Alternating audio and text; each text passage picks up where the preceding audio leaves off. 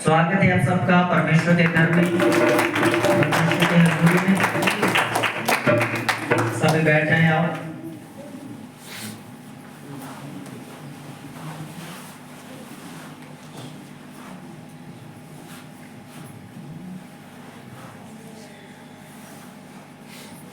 Hallelujah, सब बोले hallelujah. जिन्होंने खाना बनाया है देख ले, ठीक है खाना, चाहे कम पड़ जाएगा तो जल्दी से प्रिपेयर कर लेना। हालेलुया। आज का वचन बड़ा खास वचन प्रभु ने दिया, बड़ा ऐसा मेरी लाइफ में भी पहली बार है इस तरह का वचन परमेश्वर ने मुझे दिया हो। हालेलुया। और मैं ये विश्वास करता हूँ जैसे मैं सीख नहीं रहा इस वचन के द्वारा, जब मैंने इसे पढ़ा, जब मैंने प्रभु से लिया, जब परमेश्वर की आत्मा ने मुझे दिया, जैसे मैं आपको दूंगा, मेरा ये विश्वास है आपका जो एक आत्मिक लेवल है, जो आत्मिक स्टैंडर्ड है, जहाँ आत्मा का एक स्तर है, आप पहले से एक स्टेप आगे होंगे उसमें। हालेलुया। क्योंकि प्रार्थना करना अच्छी बात है और ज्यादा करना और भी अच्छी बात है, लेकिन उससे बढ़कर अगर कोई बोलता है मेरी प्रार्थना के द्वारा सब कुछ होता है तो वो गलत है। क्योंकि बाइबल कहती है कि परमेश्वर के वचन से काम होते हैं। क्योंकि यिर्मयाह कहता है जब परमेश्वर का वचन प्रार्थना में बोला जाता है तब बड़े से बड़ा पहाड़ भी टूट जाता है, हिल जाता है। और परमेश्वर का वचन कहता है हथौड़ा है जो कभी भी खाली वापस नहीं आता। लेकिन एक व्यक्ति बोलता है कि मेरी प्रार्थना के द्वारा हो रहा है, मेरी प्रार्थना के द्वारा हो रहा है, तो कहीं ना कहीं उस प्रार्थना का उत्तर जो 100% उसे चाहिए वो कभी नहीं मिलेगा जब उस प्रार्थना के अंदर परमेश्वर का वचन इंक्लूड नहीं होगा। हालेलुया। तो अगर मेरी प्रार्थना है कि परमेश्वर तू मुझे चंगा कर, तू मुझे चंगा कर, जब चंगा हो गया, परमेश्वर ने दया कर दी ना चाहते हुए भी, तो एक विश्वासी बोलेगा मेरी प्रार्थना से हुआ। ये किससे हुआ? मेरी प्रार्थना से हुआ।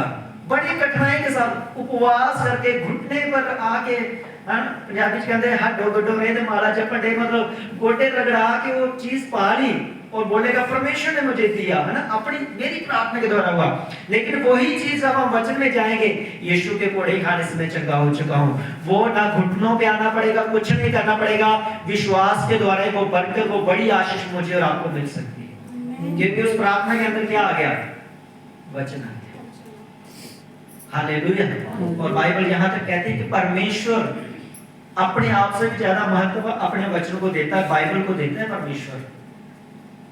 अगर हम बोलेंगे परमेश्वर तो मुझे परमेश्वर मैंने 1 एकड़ जमीन खरीदनी है तो परमेश्वर मुझे ब्लेस कर, परमेश्वर उस जगह अपने आप को नहीं रखेगा मैं सब कुछ कर सकता हूँ ये हाल फर्क नहीं। परमेश्वर बोलेगा मैं अपने वचन में जाऊंगा, मैंने क्या बोला उसके विषय में, तो क्या लिखा है बाइबल में, तो जो बोएगा वही काटेगा। हालेलुया। अगर टाइट बोया होगा, अगर ऑफरिंग बोई होगी, स्पेशल बीज बोया होगा तो परमेश्वर बोलेगा 1 एकड़ छोड़ तू 1.5 एकड़ ले ले। लेकिन जिंदगी में कभी 10 रुपए भी चर्च में जाके नहीं डाले, बोलेगा परमेश्वर मुझे अपने पड़ोसी से बड़ा घर बनाना है, तो परमेश्वर बोलेगा भाई बना सकता है तू जोर लगा ले, मेरी ओर से अगर तुझे बनाना है तो मेरी ओर से क्या करना पड़ेगा, मेरे वचन में तुझे आना पड़ेगा। हालेलुया।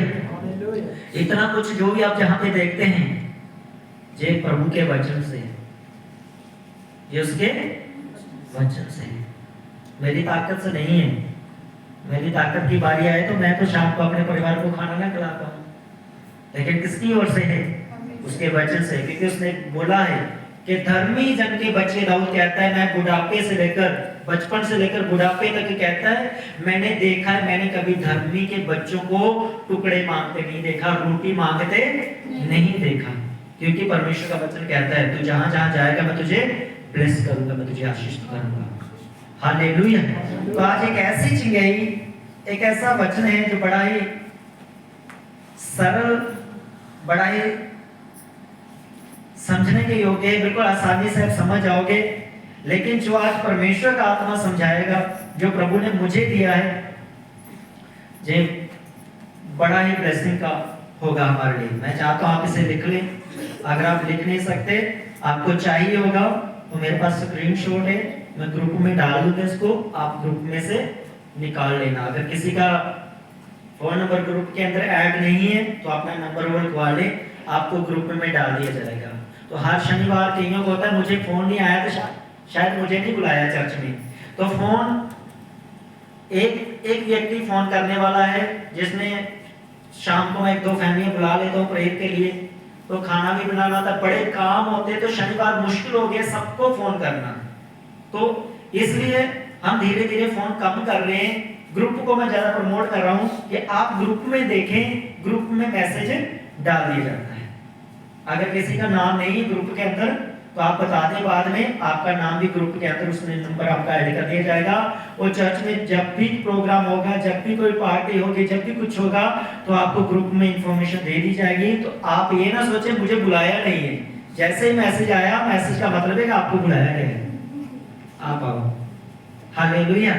तो ये ना बोले लो जी साहब फोन ही नहीं, सब सदे ही नहीं। चलो आइए हम आप परमेश्वर के वचन की ओर चलते हैं। पेज नंबर 54, मरकुस रचित सुसमाचार, उसका 3 अध्याय है। पेज नंबर 55, 5 नए के अंदर है। मरकुस रचित सुसमाचार उसका 3 अध्याय। तो मैं आपके लिए पढ़ता हूं, अपने ध्यान से सुनना। जहां पे लिखा है, फिर मैं आराधनालय में गया, वहां एक मनुष्य था जिसका हाथ सूख गया था और वह उस पर दोष लगाने के लिए उसकी घात में लगे हुए थे कि देखे वह सबत के दिन उसे चंगा करता है कि नहीं। उसने सूखे हाथ वाले मनुष्य से कहा, बीच में खड़ा हो, और उनसे कहा, क्या सबत के दिन भला करना उचित है या बुरा करना, प्राण को बचाना या मारना? पर वह चुप रहे। उसने उनके मन की कठोरता से उदास होकर उनको क्रोध से चारों ओर देखा और उस मनुष्य से कहा, अपना हाथ बढ़ा। उसने बढ़ाया और उसका हाथ अच्छा हो गया। तब फरीसी बाहर जाकर तुरंत हेरोदियों के पास उसके विरोध में संपत्ति करने लगे कि उसे किस प्रकार नष्ट करें। सब बोले आमीन, हालेलुया। इस जगह के ऊपर एक चमत्कार किया परमेश्वर ने, एक मिरेकल हुआ। बाइबल कहती है कि परमेश्वर प्रभु यीशु मसीह ने जब इस सेवा को शुरू किया तो परमेश्वर ज्यादातर जो प्रीच करते थे, जो ज्यादातर परमेश्वर प्रचार करते थे, हम बाइबल में पढ़े तो परमेश्वर प्रभु यीशु मसीह ज्यादातर जो प्रीच करते थे वो आराधनालय में जाके करते थे। बोले कहां पे? सब बोले कहां पे? अब आराधनालय क्या है? किस किस को मालूम है? हाथ खड़ा करना, बोलना नहीं अपनी। आराधनालय क्या है मालूम है किसी को? आराधनालय वो जगह है जहां पे यहूदी लोग, जिसे मंदिर भी कहते हैं, जहां पे यहूदी लोग सब्बत को मनाते हैं। सब्बत का मतलब विश्राम दिन। विश्राम दिन का मतलब जैसे हम बैठते हैं, आराधना का एक दिन ठहराया गया कि संडे हमें परमेश्वर की उपस्थिति में होना है। अगर कोई परिवार अगर उस सब्बत को नहीं मानता तो व्यवस्था कहती थी ऐसे व्यक्ति को अपने बीच में से निकाल दो, उसे मार दो, पथराव किया जाए, क्योंकि उसने यहोवा के नियम को तोड़ा है। तो सब्बत का मतलब, आराधनालय का मतलब हर एक परिवार का, चाहे वो गांव में हो, मोहल्ले में हो, नगर में हो, जहां भी उनका आराधनालय होता है, उस जगह के ऊपर सब लोग इकट्ठे होते थे, उसे कहते थे आराधनालय। हालेलुया। आराधनालय का मतलब सब लोग, जाजक वहां पे, फरीसी वहां पे, सदूकी वहां पे, साधारण व्यक्ति वहां पे, सब तरह के लोग कहां आते थे? परमेश्वर की उपस्थिति में आते थे कि परमेश्वर के वचन को सुने, परमेश्वर से वो कुछ ले, आशीष को ले, अनुग्रह को पाए। अब सब्बत को कई लोगों ने रीति रिवाज बना दिया था। फरीसियों ने, सदूकियों ने सब्बत को एक आम ट्रेडिशनल बना लिया था। जैसे आज के माहौल में हम देखते हैं, कहते बस जो लोग चंगा करते वो लोग पखंड करते हैं, जो लोग दुष्ट आत्मा निकालते वो लोग पखंड करते हैं। सदूकी, फरीसी जो यहूदी थे वो भी मानते थे, कहते हैं परमेश्वर के घर में आओ, ताली बजाओ, प्रार्थना करो, काम हो रहा हो उससे कोई मतलब नहीं, लेकिन सब्बत को मनाओ, इसमें चंगा मत करो, इसमें खाना मत बनाओ, ना खाना इसमें, घर का कोई काम इसमें नहीं करना आपने।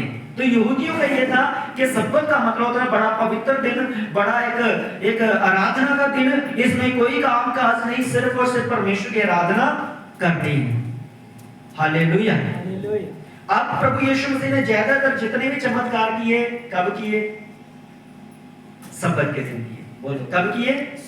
सब्बत के दिन। जैसे ही प्रभु यीशु मसीह सब्बत के दिन काम करते थे, लोगों को चंगा करते थे, दुष्ट आत्मा को वालों को आजाद करते थे, जो समय के याजक लोग थे, जो समय के पास्टर लोग थे, सदूकी और फरीसी जो अपने धर्म की रक्षा करते थे, वो कहते थे कि यीशु मसीह हमारे धर्म के खिलाफ जाता है, यीशु मसीह सब्बत के दिन चंगा नहीं करना चाहिए, ये चंगा करता है, यीशु मसीह सब्बत को जैसे मानना चाहिए वैसे नहीं मानता, परंतु ये अपने चेलों को भी कहता है, बराती जब तक दूल्हा साथ है तो फिर बराती को व्रत रखने की क्या जरूरत है? चेलों को भी कहता है सिट्टे तोड़ो ते खाओ।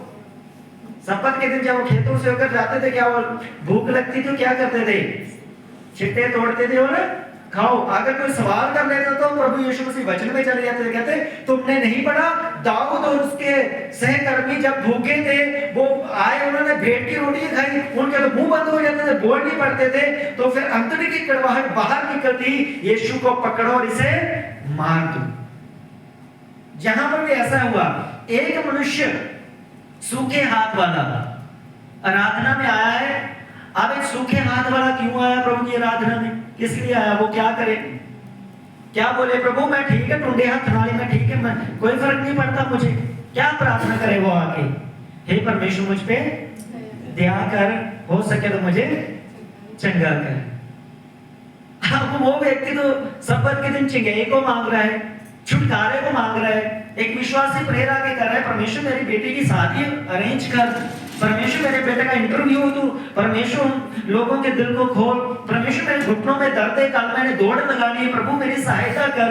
अब प्रार्थना का मतलब है मिरेकल, प्रार्थना का मतलब है चमत्कार, प्रार्थना का मतलब है कि छुटकारा, परमेश्वर से कुछ लेना।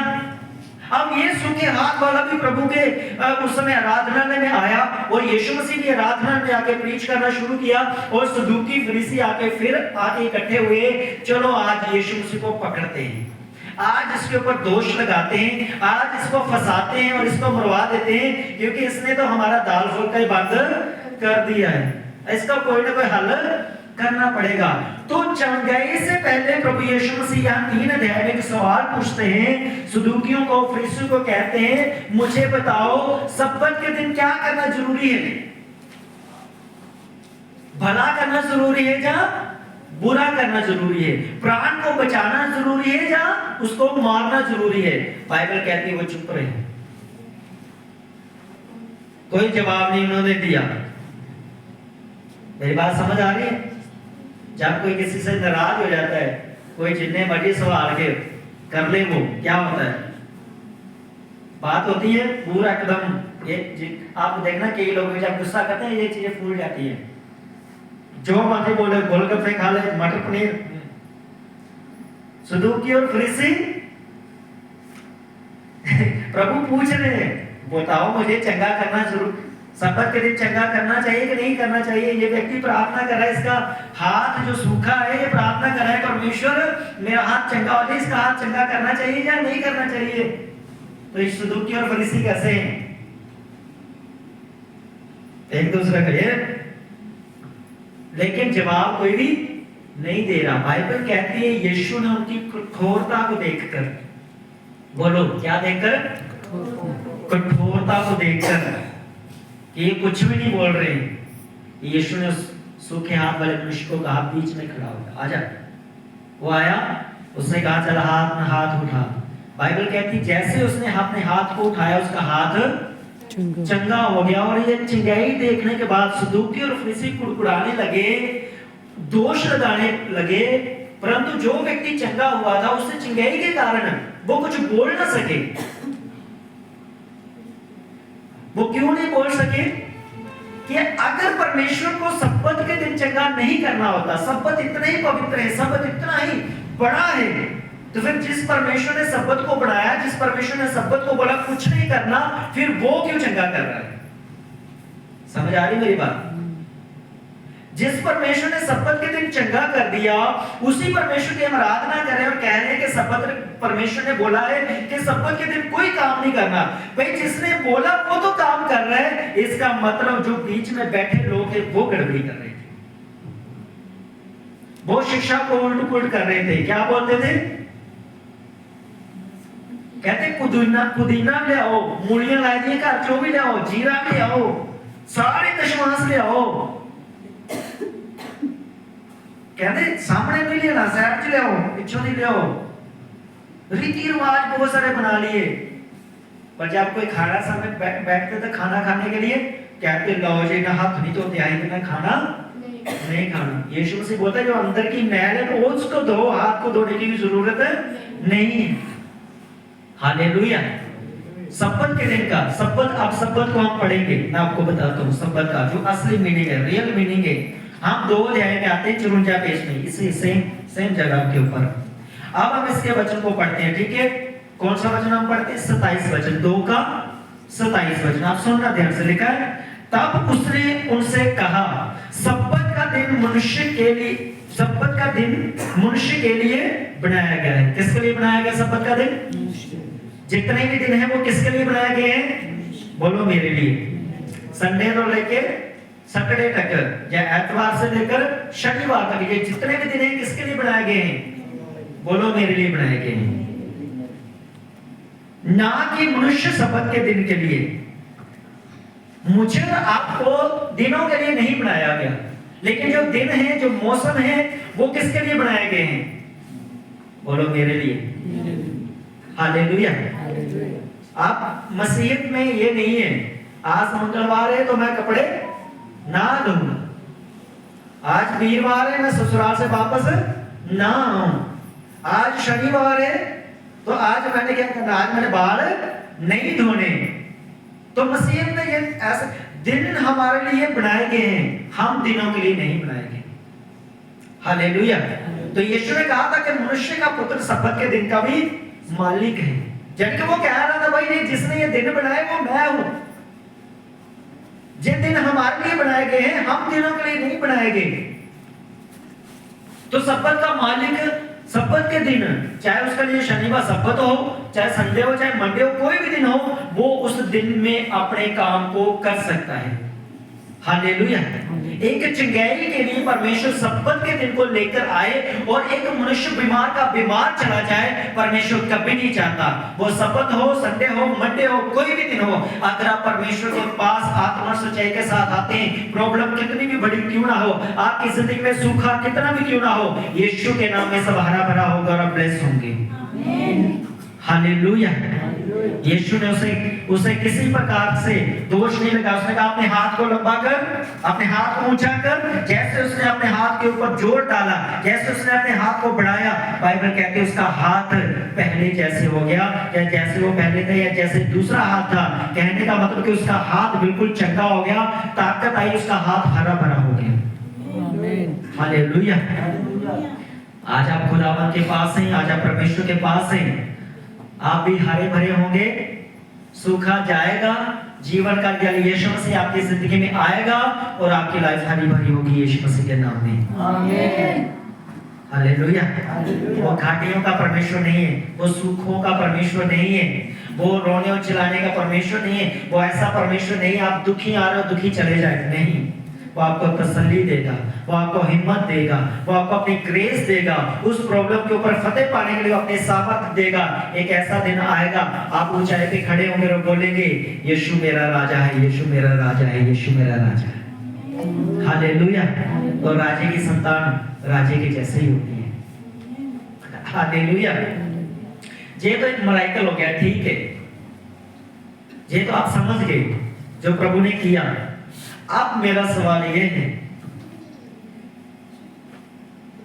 बाइबल कहती है एलिया के टाइम पे ऊपर बहुत सारी विधवाएं थी, लेकिन सरपत की विधवा के सिवा एलिया और किसी के पास भेजा नहीं गया।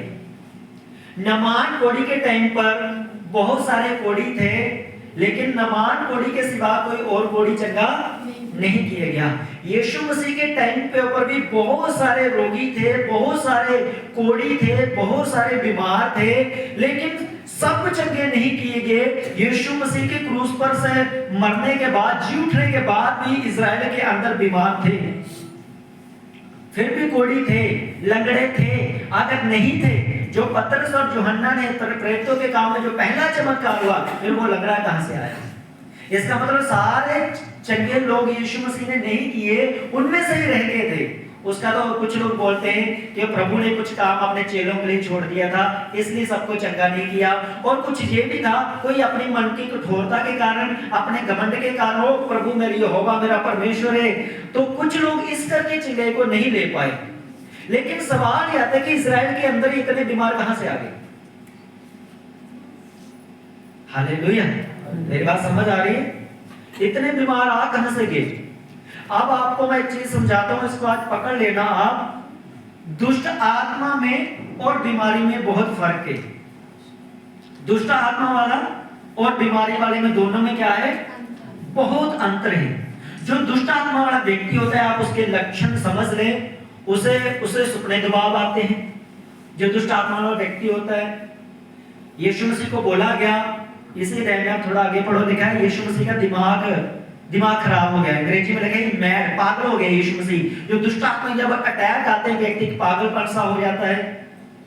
जब दुष्ट आत्मा आता है तो कोई जो एक व्यक्ति है, उसका रंग रूप जो है, उसकी आंखें जो है बिल्कुल लाल हो जाती है। दुष्ट आत्मा का अलग ही असर होता है दुष्ट आत्मा का। लेकिन बीमारी के बीच में हम बोलेंगे ये दुष्ट आत्मा का असर है। बाइबल में से आज मैं आपको बताऊंगा, दुष्ट आत्मा के लक्षण अलग होते हैं, और जो बीमारी है वो जरूरी नहीं कि दुष्ट आत्मा के कारण आई है। आती है, वो भी आती है, मैं ये नहीं कह रहा कि नहीं आती, वो भी आती है। लेकिन बीमारी का एक और भी रीजन था, एक और भी कारण था, वो था परमेश्वर के वचन को तोड़ना। क्या था? परमेश्वर के वचन को तोड़ना। अगर आप परमेश्वर के वचन को नहीं तोड़ते, आप पूरा परमेश्वर के वचन को सुनते हैं, मानते हैं, प्रीच करते हैं, मैं आपसे दावा करता हूं, गारंटी देता हूं परमेश्वर के वचन के अनुसार कि शैतान का, दुष्ट आत्मा तो छोड़ो, शैतान खुद भी आ जाए ना आपकी जिंदगी में, वो तब भी काम नहीं कर पाएगा, क्योंकि आपने प्रोटेक्ट कर लिया अपने आप को, आपने सुरक्षित कर लिया अपने आप को परमेश्वर के वचन के द्वारा। आमीन। लेकिन शैतान कब काम करता है? जब हम वचनों को तोड़ते हैं। शैतान हमारी जिंदगी में कब एंट्री करता है? जब हम वचन को तोड़ते हैं। अगर परमेश्वर ने कहा पवित्रता में रहे, अगर हम पवित्रता में रहते हैं, ठीक है। अगर मुझे लगता है मैं थोड़ा आंख मटक्का कर लेता हूं, तो वो दुष्ट आत्मा बेविचार का एंटर कर जाएगा, वो थोड़े से एंटर करेगा, लेकिन एक ऐसा बेविचार करवाएगा परमेश्वर की नजर में, खुदा की नजर में, आपकी और मेरी वो इतनी बेइज्जती करवाएगा कि हमें दोबारा प्रार्थना करने की हिम्मत नहीं होगी। इससे अच्छा है कि मैं और आप उस बदनामी से आने से पहले ही हम अपने आपको परमेश्वर के वचन के आड़ में, या परमेश्वर के वचन के पंखों के नीचे हम अपने आप को सुरक्षित कर लें। हालेलुया। शैतान मुझे और आपको छू नहीं पाएगा, लेकिन वो छूता कब है? जब वचन टूटता है। कब छूता है शैतान? बोलो पड़ोसी को, अपने बैठे बोलो, जब वचन टूटता है। जब वचन, तब शैतान आता है। अब इसका मतलब ये नहीं कि मैं शैतान की ओर से शैतान की तरफदारी में कर रहा हूं, लो जी शैतान ने तो कुछ किया ही नहीं है, शैतान बदनाम, वो तो है ही झूठा। बाइबल कहती है वो झूठों का बाप है, जहां तक लिखा गया है यूहन्ना सुसमाचार में। शैतान तो है शैतान, उसकी हम क्या करें? लेकिन कुछ गलतियों के कारण, कुछ मेरे और आपके वचन तोड़ने के कारण बीमारियां मुझ पर आती हैं। इसका सूखे हाथ का कारण क्या था? हम वचन में जाएंगे। हमने ये जगह के बारे में सुना, देखा, लेकिन ये इसका हाथ सूख कैसे गया? हालेलुया। इसके हाथ सूखने का जो कारण था, वो रीजन क्या था? मेन भजन संहिता 137 निकालो सभी।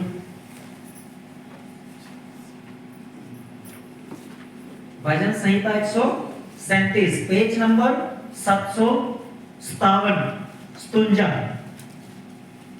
757 पेज नंबर 757 137 भजन संहिता और उसका 5 वचन। आप ध्यान से पढ़ सुनना। उसका रीजन क्या था? हाथ, जिसका हाथ सूख गया था, कहता है हे यरूशलेम, यदि मैं तुझे भूल जाऊं तो मेरा दाहिना हाथ सूख जाए। हालेलुया। हाथ कहां सूखा और बीमारी कहां पे? इलाज कहां पे? बीमारी कहां पे? क्यों उसका हाथ सूखा?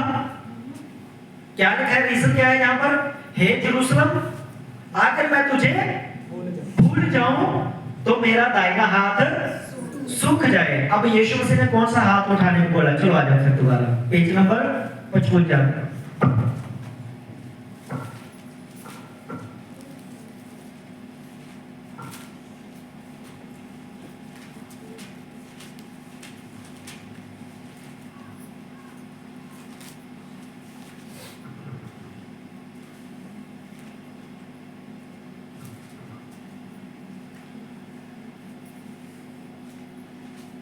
जहाँ पे हाथ तो नहीं लिखा गया, मत्ती में देखते हैं इसका 12 है, उसका 9 आयत से पढ़ते हैं, ठीक है? वहां पे देखते हैं सूखे हाथ वाले।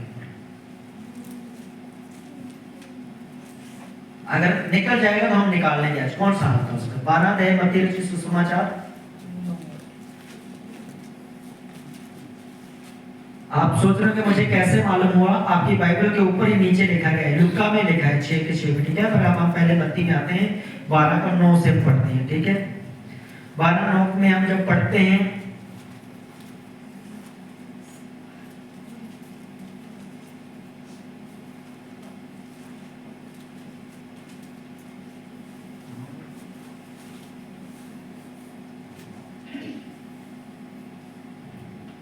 जहां पर भी हाथ नहीं देखा गया, सिर्फ इतना लिखा है अपना हाथ बढ़ा 13 वचन में। जब अब लुका में चलते हैं, हम वहां पे भी देख लेते हैं एक बार। लुका 6 है, उसका 6 वचन।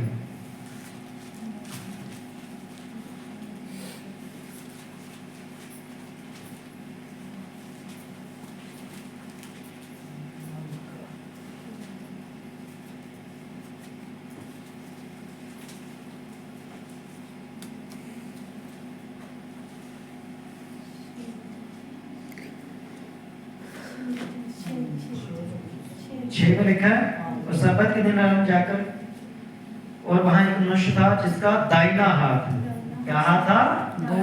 दाहिना हाथ का मतलब सज्जा हाथ। कौन सा हाथ? सज्जा हाथ। निकाल लिया, ठीक है? अब यहाँ पे भजन संहिता में कौन सा हाथ लिखा है सूखने वाला? हाँ जी, कौन सा हाथ? पंजाबी जी बोल दो भाई, इंग्लिश में बोलते चलो। Right hand. कौन सा हाथ? राइट हैंड, सज्जा हाथ। कौन सा? परमेश्वर का वचन क्लियर है कि नहीं क्लियर है?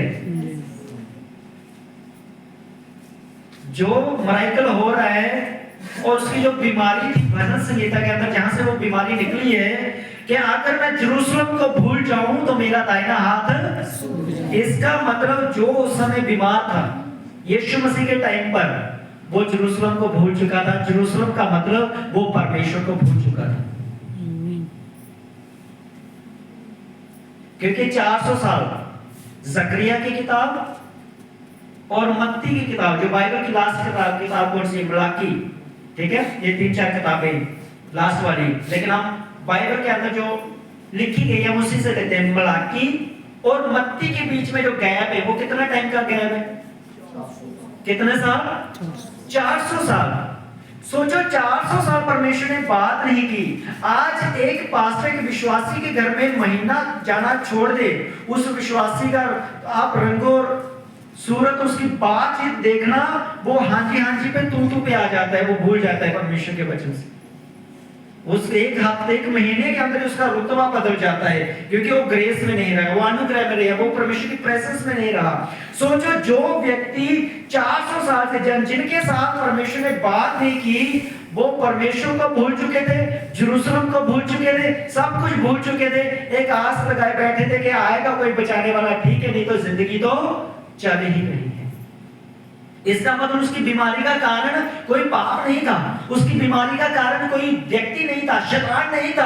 उसकी बीमारी का कारण था वो परमेश्वर के वचन को भूल चुका था, प्रभु को भूल चुका था, जेरूशलम को भूल चुका था।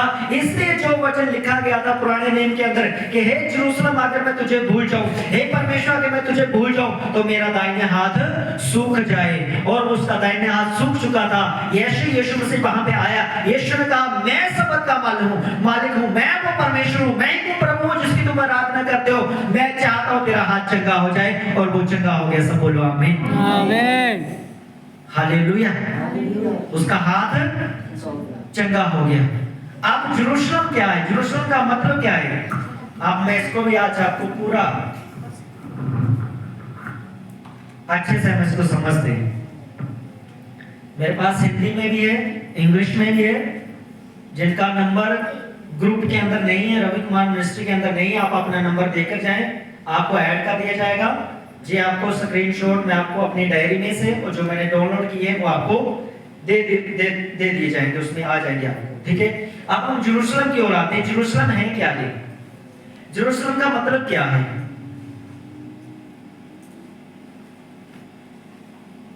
जेरूशलम दो भाषा में बोला गया है। एक इब्रानी भाषा में जिसे इंग्लिश में हिब्रू भाषा बोलते हैं, एक यूनानी भाषा जिसे इंग्लिश में ग्रीक बोलते हैं, ठीक है। कौन सी भाषा? ग्रीक और हिब्रू, यूनानी और इब्रानी, ये दो भाषा में, ठीक है। तो जो पहला जो शब्द था ये निकला कहां से? किसने ये बोला? जेरूशलम किसने बोला? कहां से आए ये शब्द?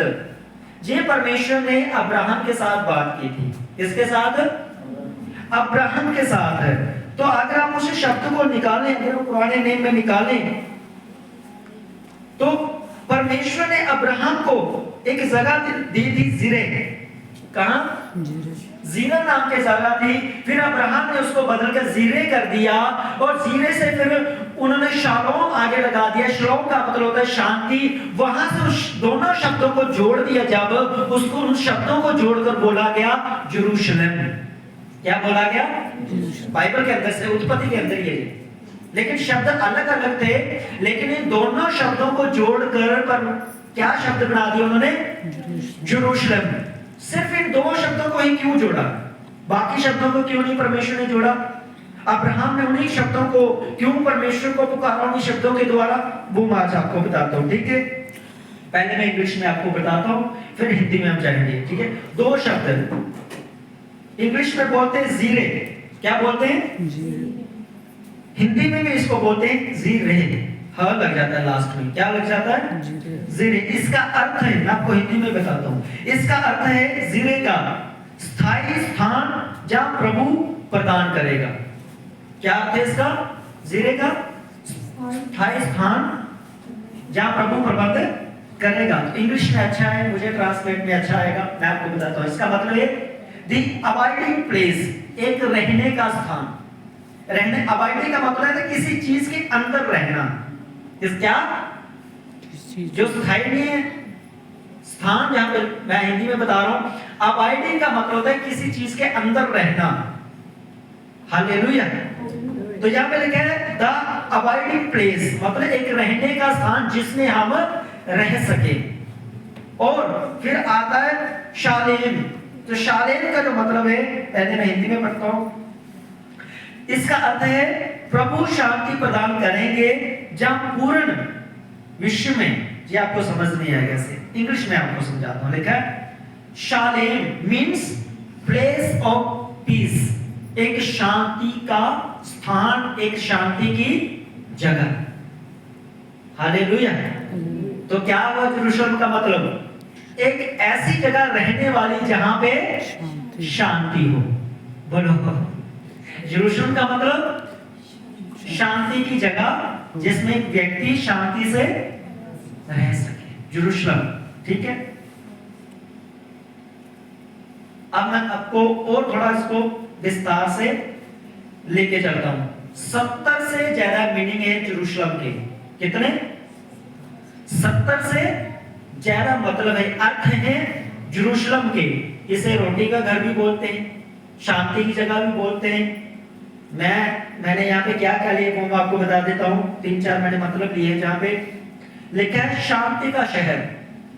दूसरा है वह उसका ध्यान रखेंगे, पवित्र नगरी। जेरूशलम को पवित्र नगरी भी बोला जाता है।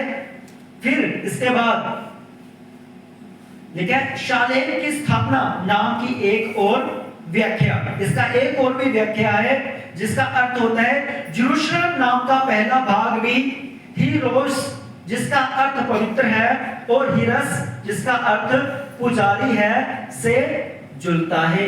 जेरूशलम मतलब एक पूजा का स्थान, एक भक्ति का स्थान, और उसके अंदर रहने वाले परमेश्वर के पुजारी और परमेश्वर की आराधना भक्ति करने वाले लोग। हालेलुया। एक सॉन्ग है ना, यीशु ने पुजारियां यीशु वाले, पिछले हफ्ते गाया था शायद हमने, उससे पिछले, दुनिया नु छड़ना है हंस हंस के, यीशु ने पुजारियां यीशु वाले। हालेलुया। यानी कि यरूशलेम के अंदर जो रहने वाले लोग हैं वो उनको पुजारी भी बोला गया, यानी कि यीशु की पूजा करने वाले, यहोवा परमेश्वर की। उस समय आराधना नाम के शब्द कम थे। उस समय जो यहोवा की वो आराधना करते थे, पुराने नियम को जब पढ़े, जितना भी धूप है, जितना भी अर्घ है, जितने भी गूगल धूप है, ये सब बाइबल से निकला हुआ, बाइबल का ये कॉपी डेवलप कर चुका है उसकी। लेकिन वो सारी चीजें यहोवा को जो है बलि चढ़ाने के लिए इन चीजों का इस्तेमाल किया जाता था। हालेलुया। अब यरूशलेम का एक और मतलब है जो मैं आपको बताना चाहता हूं, वो है a joy for the world, यानी कि पूरे संसार के लिए एक खुशी का स्थान, एक खुशी की खबर। हालेलुया। तो जब मैंने इस वचन को पढ़ा, जब मैंने स्टडी की इसकी, जब मैं सीख रहा था, तो मैं फिर इस बात को समझ गया कि क्यों यीशु ने यरूशलेम में ही जन्म लिया, दूसरी जगह के ऊपर क्यों जन्म नहीं लिया, दूसरे गांव में क्यों परमेश्वर ने, अलग अलग शहरों में प्रभु ने क्यों जन्म नहीं लिया, क्यों यरूशलेम के अंदर, बैतनिया के अंदर, नासरत में रहकर एक ऐसे स्थान के ऊपर जिसको परमेश्वर कहता है शांति की जगह, एक ऐसी जगह जहां पूरी दुनिया आनंद करेगी। और वो जगह जो आप मैप के अंदर देखें, आप जब गूगल को खोलें, और जो यरूशलेम है पूरी दुनिया के सेंटर में आता है। बोलो कहां पे आता है? पूरी दुनिया के। और मेरे आपके लिए खुशखबरी ये है कि जहां जो यरूशलेम है, तो जब आप महाद्वीपों पे स्टडी करते हैं, महाद्वीपों के बारे में आप जब जानते हैं, तो जो एशिया है, हम जिस महाद्वीप के रहते हैं, हम जिस नेचर के अंदर रहते हैं, वो कौन सा है? बोलो एशिया। बोलो एशिया। यीशु मसीह का यरूशलेम, जहां यीशु मसीह पैदा हुए, वो भी एशिया में आता है। बोलो आमीन। आप बोलो यीशु मसीह बाहर का परमेश्वर कैसे? आप बोलो यीशु मसीह अंग्रेजों का परमेश्वर कैसे? हमने सुसमाचार सुना यीशु मसीह के जस्ट 30 साल के बाद, यीशु मसीह के जी उठने के मात्र 30 और 35 साल के बाद हमने सुसमाचार को सुन लिया। और जिन अंग्रेजों की हम बात कर रहे हैं कि अंग्रेज यीशु मसीह को छोड़ गए, उन्होंने तो इंडिया से सुसमाचार को सुना, उन्होंने तो 1500 साल बाद जाके सुना। अमेरिका ने तो 500 साल बाद यीशु मसीह का सुसमाचार सुना। आगे कौन? अंग्रेज या हम? भाई हम सुनने वाले नहीं हैं, हम सुनाने वाले हैं। हम आशीष लेने वाले नहीं हैं, हम आशीष देने वाले, आशीष बांटने वाले लोग हैं। आपका आमीन नहीं निकलता? आमीन। हालेलुया। हम फर्स्ट हैं सुसमाचार में, हम पहले हैं सुसमाचार में। हमने सुसमाचार पहले सुना। हमारे पास किसी व्यक्ति के द्वारा सुसमाचार नहीं आया, हमारे पास डायरेक्ट यीशु मसीह के द्वारा सुसमाचार आया, थोमा के द्वारा सुसमाचार आया। यीशु मसीह के साथ रहा, जिसने यीशु मसीह के साथ खाया, जिसने यीशु मसीह के जी उठने के बाद भी शक किया, कहता है जब तक मैं उंगली न डालूं यीशु तेरे पंजन में आके, जब तक मैं छू ना लूं, मैं विश्वास नहीं करता। उस व्यक्ति ने हमें सुसमाचार दिया। जानते हैं क्यों? क्योंकि उसको मालूम था, प्रभु को मालूम था, जितने शक्ति इंडिया के बीच पूरी दुनिया च नहीं बैठे, इसलिए वैसा व्यक्ति भेजना पड़ेगा, एक ऐसे व्यक्ति को भेजना पड़ेगा जिसका शक पूरी तरह टाया है। जी बोले शक टाया पूरा, कोई को जाके बोल सकता है हालेलुया। जितने बैंड पर में वो कहां पे? इंडिया में। जितने दिनवार कहां है? वो इंडिया में। जितने रीति रिवाज है कहां पे? इंडिया में। ठीक है, करो, वो करने चाहिए, जिनको करने चाहिए वो करें, वो अपना एंजॉय करें। लेकिन मेरे राखड़ी यीशु मसीह कहते हैं मैं ऐसे व्यक्ति को भेज रहा हूं सुसमाचार के लिए, जो प्रथम है, पहले है, थोमा है, जिसके पूरे शक हटा दिए मैंने, वो तुम्हारे भी। हालेलुया। तो यरूशलेम का मतलब है कि शांति का स्थान, एक शांति की जगह, एक ब्लेसिंग की जगह, एक खुदा की जगह, जिसे परमेश्वर ने कहा कि पूरी दुनिया से अगर कोई खुशी निकलेगी तो वो यरूशलेम से निकलेगी। पूरी दुनिया के लिए कोई उद्धार निकलेगा जो यरूशलेम से निकलेगा। पूरी दुनिया के लिए चंगाई निकलेगी यरूशलेम से निकलेगी। अगर आपको कुछ भी चाहिए, परमेश्वर ने कहा पूरी दुनिया का जो सेंटर है वो यरूशलेम है, मैं वहीं से तुम्हें दूंगा। यीशु मसीह वहीं पर आए और जहां वचन टूटा था, यरूशलेम में वचन टूटा था, क्योंकि अब्राहम की आप जागरण जब देखते हैं वो यरूशलेम के इर्द गिर्द के आसपास ही था जहां वचन टूटा था। यीशु मसीह वहां खड़े होकर बोलते हैं, मैं सबद का मालिक हूं, अपने हाथ को बढ़ा और तेरा हाथ चंगा हो जाए। आमीन। वो चंगा हो गया उसी टाइम। हालेलुया। उसी टाइम पे वो चंगा हो गया। कोई डाउट नहीं था, कोई दवाई नहीं, कोई हकीम नहीं, कोई कुछ नहीं। बड़े बड़े वो जितना मर्जी प्रॉब्लम बड़ी उसकी जिंदगी में क्यों ना हो, बाइबल में एक किताब लिखी गई है लूका। और जानते हैं लूका कौन था? कौन था लूका? वैद्य, डॉक्टर। आज डॉक्टर बोलते हैं मेडिकल से बाहर है। लो जी ऐसे कैसे चंगा हो सकता है? यीशु मसीह ने बोला हाथ उठा के, मेडिकल से चीजें बाहर हैं। लेकिन जिसने वो किताब लिखी है वो मेडिकल वाला ही व्यक्ति है, वो डॉक्टर ही कहता है जहां हम खड़े हाथ कर जाते हैं वहां यीशु मसीह कहते हैं जब मैं बोलता हूं तो हाथ खड़ा कर, उसी सूखे हाथ में जान आ जाती है। फिर मेडिकल से बाहर हो सकता है, दुनिया से बाहर हो सकता है, मेरे नाम से बाहर हो सकता है, लेकिन यीशु मसीह कहते हैं जब मैं बोलता हूं तब होता है। एक सॉन्ग भी है, वो कहता गया सब बनता गया, वो गाते, मेरे बच्चे गाते, बहुत गाते हैं उसमें। परमेश्वर बोलता गया और सब कुछ बनता गया। हालेलुया। तो यरूशलेम का मतलब परमेश्वर का शांति में वो स्थान जो उसने मुझे और आपको दिया। आज सवाल यह है, मेरा और आपका यरूशलेम कहां है? हालेलुया। आपको पहचान है आपके अपने यरूशलेम की? आपको पहचान, आपको मालूम है मेरा यरूशलेम कहां है?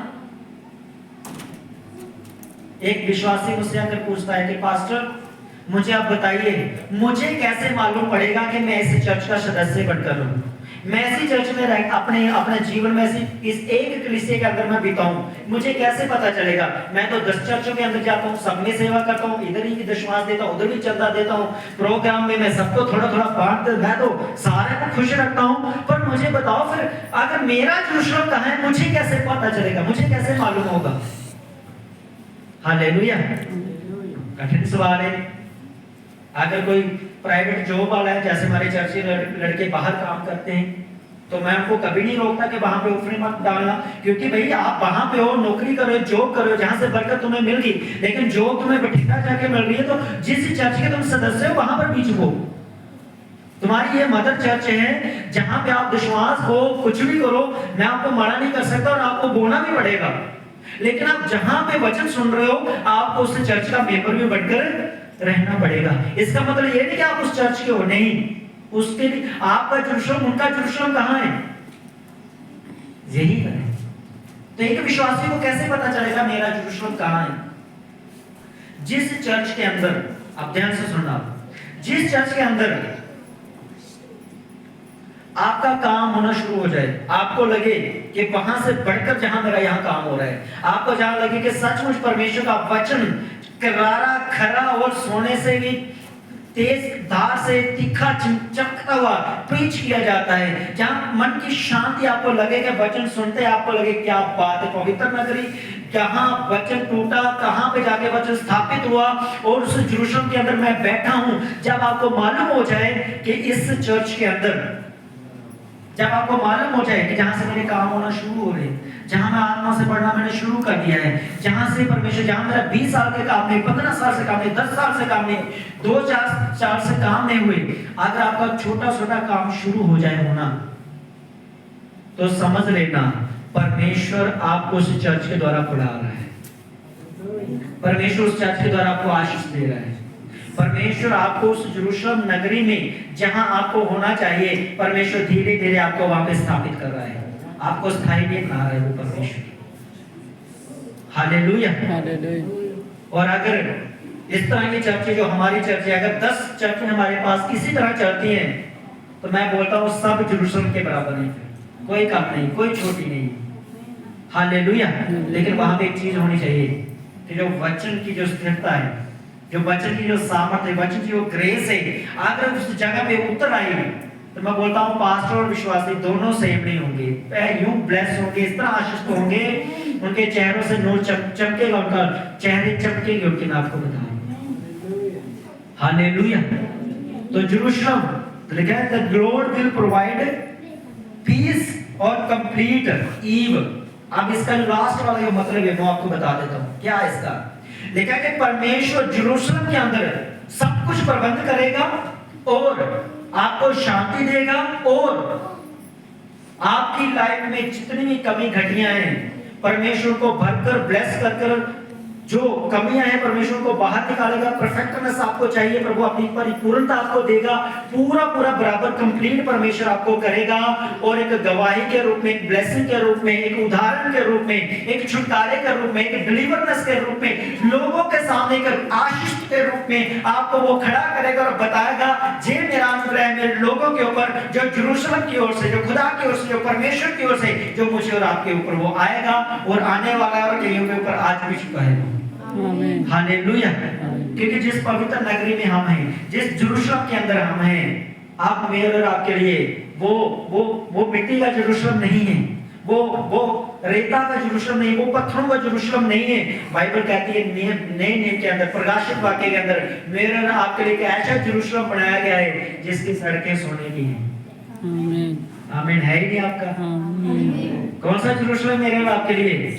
जिसकी सड़कें सोने की हैं, जिसकी दीवारें डायमंड की हैं, जिसकी छत नीले पत्थर की है। नीला पत्थर डालते ना अंगूठी डुप्लीकेट वाली। हालेलुया। आप नीला पत्थर कितना से ले लो ना, रेत के तिनके के बराबर अगर ओरिजिनल वाला नीला पत्थर, तो वो करोड़ों से कम नहीं होगा। रेत के दाने इतना महंगा होता है नीला पत्थर, पूरा ओरिजिनल अगर चाहिए। तो बाइबल कहती है हमारे लिए तो कुर्सियां, चेयर, छतें वो नीले पत्थर की होंगी।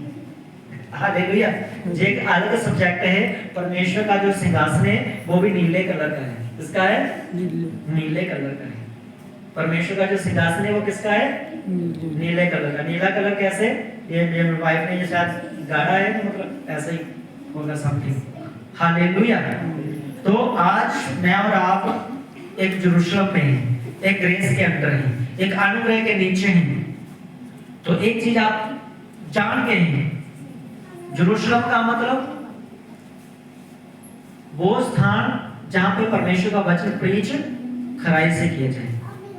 यरूशलेम का मतलब एक आराधना का स्थान, यरूशलेम का मतलब शांति की जगह, यरूशलेम का मतलब जहां परमेश्वर वाली चीजों को प्रोवाइड करता है, यरूशलेम का मतलब जहां से हमें चीजें छुटकारा आशीष मिलती है, यरूशलेम का मतलब एक भक्ति का स्थान जहां पे खुदावंत की प्रेजेंस आती है, खुदा आप उतराता है। हालेलुया। और यीशु मसीह ने कहा वो सब्बत मैं हूं। यीशु ने बोला वो सब्बत मैं हूं। आज आप सब्बत के अंदर हैं। आज हम यीशु मसीह के जी उठने की ग्रेस के अंदर हैं।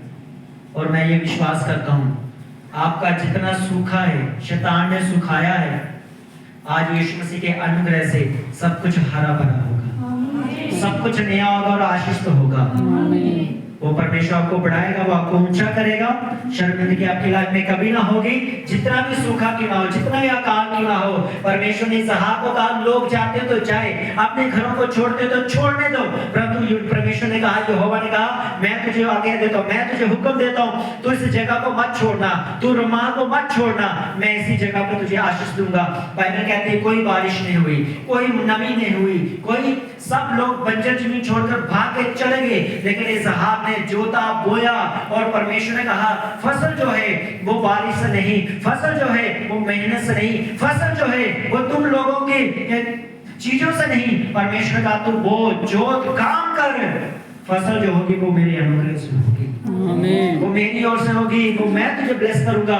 और बाइबल कहती है इसहाक ने अकाल के दिनों के अंदर भी, जहां लोग बारिश में इतना नहीं काटे, अकाल के दिनों में इसहाक ने 100% अपनी फसल को काटा, पूरी फसल काटी। हालेलुया। अगर 1 एकड़ में 10 बोरी निकलनी तो 10 की 10 काटी, 9.5 नहीं काटी, 9.25 नहीं काटी। ये नहीं कि बस थोड़ा या जी जैसे घड़ा भर जाता है तो नक्का खाली रह गया, नको नक, ये हो गया नको नक बोरियां भर गई। हालेलुया। आप भी भरने वाले यीशु मसीह के साथ। आमीन। बस वो चीज पीछे थोड़ा ध्यान दो, आपने कहां वचन को तोड़ा है, आप कहां अपनी चीजों में चूक गए हैं, प्रभु की सेवा में, प्रभु के काम में, प्रभु के साथ संगति करने में। आपकी प्रार्थना कम तो नहीं होगी, आपकी पवित्रता कम तो नहीं हुई, आपका बीज बोना कम तो नहीं हुआ, आपका जो है प्रार्थना का स्टैंडर्ड जो था कम तो नहीं हुआ, मूवी ज्यादा तो नहीं चल रही, फोन ज्यादा तो नहीं चल रहे, दुनिया में ज्यादा चीजें तो नहीं जा रही, अपने रिश्तेदार बहन भाई ज्यादा तो नहीं है, उनको कम कर दो।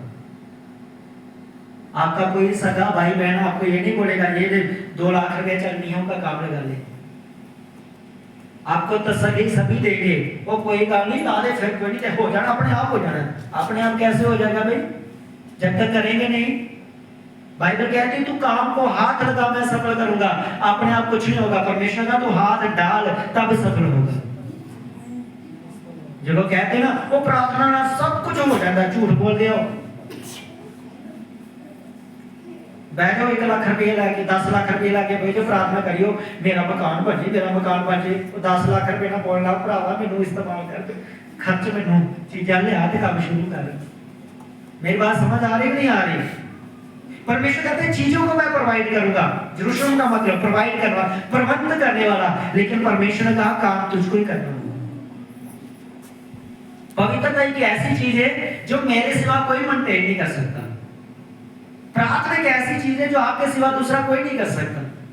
वचन एक ऐसी चीज है जब तक आप पढ़ेंगे नहीं, इसके ऊपर ध्यान नहीं लगाएंगे, इसकी सामर्थ आपकी जिंदगी में आएगी नहीं। इसका मतलब परमेश्वर कहते हैं आपको खुद करना होगा, आपको खुद भरना होगा, आपको खुद प्रभु में चलना होगा। ऐसा कौन सी डोर आपकी जो टूटी है आपकी बरकत की, जो आप पा नहीं रहे हो? जैसे सूखे हाथ वाले की प्रॉब्लम, सूखा हाथ प्रॉब्लम नहीं थी, उसकी प्रॉब्लम थी पुराने नेम के अंदर, क्योंकि वो यरूशलेम को भूल चुका था, वो परमेश्वर को भूल चुका था, वो यहोवा से दूर हो चुका था। जब यीशु से बीच में खड़े हुए, उसने कहा, यीशु ने कहा कि सब्बत के दिन के लिए हम नहीं बनाए गए, सब्बत का दिन हमारे लिए बनाया गया है। चल मैं तुझे हुक्म देता हूँ, अपने हाथ को बढ़ा, सब्बत का मालिक खड़ा है, तुझे बोलता है। जैसे उसने अपना हाथ को बढ़ाया, उसका हाथ चंगा हो गया। हालेलुया। इसलिए आप अपनी जगह पे खड़े हो जाओ। आके मैं बोलता हूँ, आप जहां थे, अगर परमेश्वर ने आपको कोई काम दिया चर्च के अंदर, चाहे वो दही डालने का हो, चप्पलें बाहर साफ करने का हो, मीडिया को खाना बनाने का हो, अगर आपका दिल कर रहा है कुछ दूसरा आ गया, मैं पीछे हट जाता हूं, तो गलती आपकी पीछे हटने वाले की है, आगे बढ़ने वाले की नहीं है। दौड़ ऐसी दौड़ो, पौलुस बोलता है कि दौड़ ऐसी दौड़ो इनाम पाओ। ऐसा कभी होता है? आपने देखा होगा जो लोग दौड़ लगाते हैं, जो लाइन में दौड़ लगाते हैं, दौड़ते हैं, कुछ लोग गिर जाते हैं। वो गिरने के बावजूद भी, जब लोग आगे चले जाते हैं, वो गिरने के बावजूद भी, मैंने ऐसे लोग देखे जिनकी एक टांग कटी होती है, लोहे की टांग लगाई होती है, वो गिर जाते हैं और गिरने के बावजूद भी सबसे पीछे होते हैं, फिर दौड़ना शुरू करते हैं और वो दौड़ जीत भी जाते हैं। हालेलुया। आप दौड़ में कहां बैठ गए हो? उठ जाओ, मैं आपको बता रहा हूं, ऐसे मत उठना, आत्मा में बोल रहा हूं। आपने कौन सी दौड़ अपनी खत्म कर दी है भाई? प्रार्थना की कम तो नहीं कर दी, फास्टिंग की खत्म तो नहीं कर दी, उपवास रोजे करना। इस साल कितने लोगों ने रोजे रखे हैं? आज 12 तारीख हो रही है, बताओ एक भी रोजा रखा हो इस साल की? क्या बोलूं आपको, क्या होना चाहिए आपको? मैं नहीं बोल सकता क्या होना चाहिए आपको। एक भी रोजा नहीं रखा आपने। हालेलुया।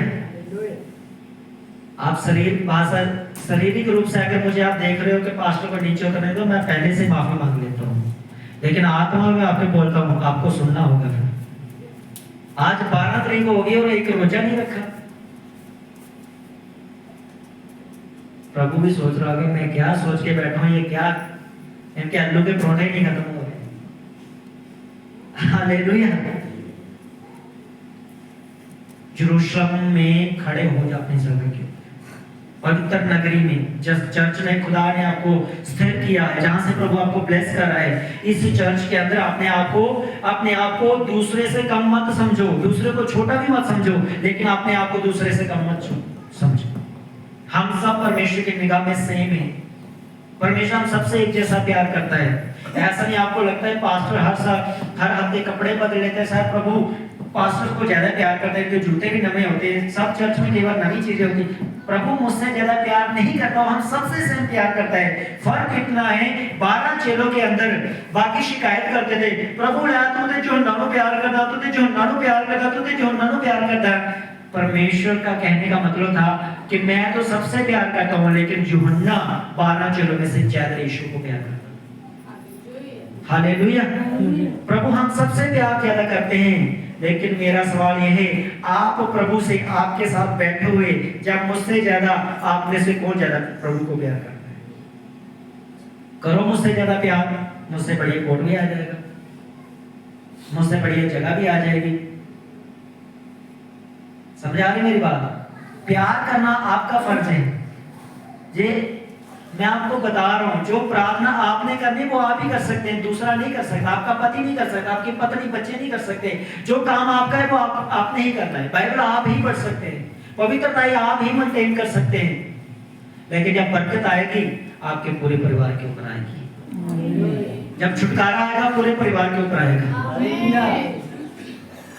क्योंकि जो बीज आपने लगाया है प्रार्थना का, वचन का, जो आपने यरूशलेम में अपने आप को आपने रोप दिया, रोपने का मतलब लगा दिया। जब आप एक पौधे को लगा देते हो, वो उगेगा, वो बढ़ेगा, सर्दियां आएगी, पत्ते कुमला जाएंगे।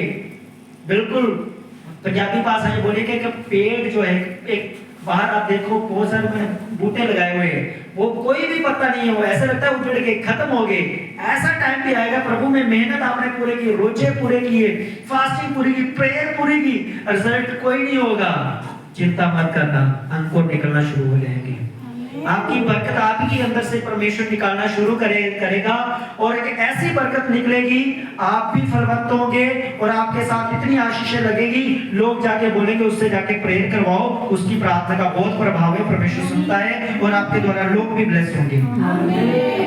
इसलिए परमेश्वर का तू आशीष का मूल होगा। हम शुरुआत है प्रभु में। ये मत सोचो कि आप मोहल्ले में एक ही विश्वासी हो, जहां ये मत सोचो कि मेरे मोहल्ले में 10 पास्टर हैं, मैं कैसे आशीष का मूल हो सकता हूं। प्रभु से प्यार करो, आप पास्टर से भी आगे जा सकते हो। इस तरह की मेहनत करो खुदा के सामने कि खुदा आपके लिए, जैसे स्तीफन उसके लिए सिंहासन छोड़कर परमेश्वर धरती के ऊपर आ गया, वो आपके लिए भी आ सकता है, वो परमेश्वर। हालेलुया।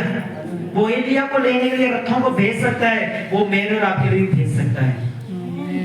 लोग हंसते थे मुझ पे, पास्टर जी कहां चर्च बना लिया, ना बंदा थे ना बंदे थी।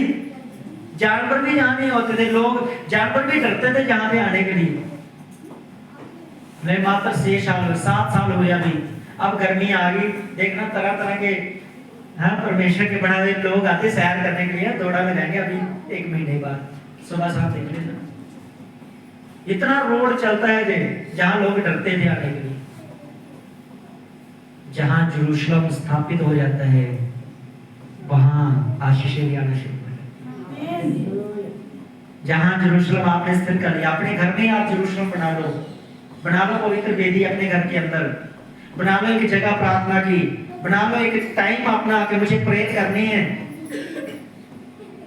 आपकी बरकतें स्वर्ग से, चर्च से आपके वो आएंगी, वो तो 100% पक्का है, मिलेगी। लेकिन कुछ बरकतें डायरेक्ट फिर आपके घर में उतर आएंगी परमेश्वर। हालेलुया। बना लो अपनी जगह कहीं। अगर आप मेरा देखो, मैं जहां भी प्रेयर करता हूँ, जहां जो बहनें बैठी, मैं जहां भी प्रेयर करता हूँ, वहां टप रखा है पीछे, वहां तो मैं बिल्कुल अकेला पूरा बंद कर लेता हूँ, डंडा भी रख लेता हूँ साथ में। अगर कोई आवाज आई, उसकी खैर नहीं, 4 घंटे 3 घंटे कोई आवाज नहीं, प्रेयर प्रेयर प्रेयर। हालेलुया। तो फिर बरकतें सीधी ऊपर से वहीं पे आ जाती है। आप अपने घर में ऐसा कोना जो सबसे कमजोर है ना, आज से वहीं पे जाके बैठ लेना। जहां डर लगता है वहीं पे जाके बैठ जाना। जहां लगता नहीं है, जहां सिस्टम बिगड़ा सा, वहीं पे जाके बैठ जाना। 2-2.5 घंटे प्रेयर करना शुरू कर दो। यीशु मसीह ने कहा, जिस कोने के पत्थर को राजमिस्त्री ने निकम्मा सोचकर फेंक दिया, वही पत्थर यीशु मसीह ने उठाकर कोने का सिरा बना दिया। आप खुद अपने घर के कोने का सिरा बन जाओगे यीशु मसीह के नाम में। आमीन। और ऐसा सिरा बनोगे कि जितना मर्जी हो थोड़ा लेके लगा दे, वो हिलने वाला नहीं है। पतरस को कहा, तू चट्टान है, जो मैं अपनी कलीसिया तुझ पर बनाऊंगा, आधे लोग के फाटक इसके ऊपर प्रबल नहीं होंगे। इसका मतलब दुनिया की कोई ताकत मेरी कलीसिया को हिला ना सकेगी, दुनिया की कोई ताकत मेरी कलीसिया को नाश ना कर सकेगी, दुनिया की कोई ताकत मेरी कलीसिया को आशीष पाने से रोक ना सकेगी। हालेलुया। ऐसी ताकत परमेश्वर आपको मुझे बना चुका है, बनना नहीं, बना चुका है। बस बस खड़े हो जाओ अपनी जगह के ऊपर। जैसे वो व्यक्ति खड़ा हुआ, यीशु ने कहा चल सेंटर में आ जा, वो सेंटर में आ गया। अपने आप को ले आओ यीशु मसीह के अनुग्रह के बिल्कुल सेंटर में। अपने आप को ले आओ प्रार्थना में, अपने घर के सेंटर में ले आओ। अपने आप को बाइबल पढ़ने में, एक बाइबल के कोने में घर में सिरा बना लो। आप क्या चाहते हो खुदावंद आपके लिए करे, आप अपने आप को वैसा बना लो। जहां आप बैठोगे, जहां पसीने की बूंदें आपकी गिरेंगी, जहां घुटने आपके लगेंगे, जहां ये क्या बोलते हैं इसको, टकने, जहां आपकी एड़ियां प्रार्थना में लगेगी, चुपेंगी, वहीं से बरकत आपकी आना शुरू हो जाएगी। मैं आपको बताऊं, हालेलुया। टाइम तो देना पड़ेगा। अपने आप कुछ भी नहीं होता। 10 लाख रुपया लेकर साथ बैठ जाओ, प्रार्थना करो प्रभु मेरा घर बन जाए, बन जाए, बन जाए। आत्मिक मूर्ख नहीं बनना, आत्मिक समझदार बनना है। प्रार्थना की जरूरत नहीं है, प्रभु ने सुन ली, प्रोवाइड कर दिया, 10 लाख रुपया दे दिया, पेट कोट पाओ, बोलो सिमट सुन ले बजरिया। अपने काम को शुरू करो। हालेलुया। अगर कुछ भी नहीं है तो फिर घुटनों पे आ जाओ, फिर बोलो परमेश्वर प्रबंध कर। तो उसने कहा जेरूशलेम का मतलब है प्रोवाइड करना, प्रबंध करना, शांति का, रोटी का घर है, पवित्र नगरी, सब कुछ आपको मिलेगा यीशु मसीह के नाम में। हालेलुया। सब कुछ मिलेगा आपको। एक व्यक्ति 2 महीने में आकर, 3 महीने में आकर सब कुछ पा रहा है, और एक व्यक्ति 1 साल से नहीं पा रहा। इसका मतलब अभी और प्रेयर करने की जरूरत है, अभी और प्रभु में बोलने की जरूरत है, अभी और प्रभु में मेहनत की जरूरत है, और पवित्रता में जरूरत है आगे बढ़ने की, और आपके बच्चों को डंडा लेकर उनको खुदा की सेवा के पीछे लगाने की जरूरत है आपको। हालेलुया।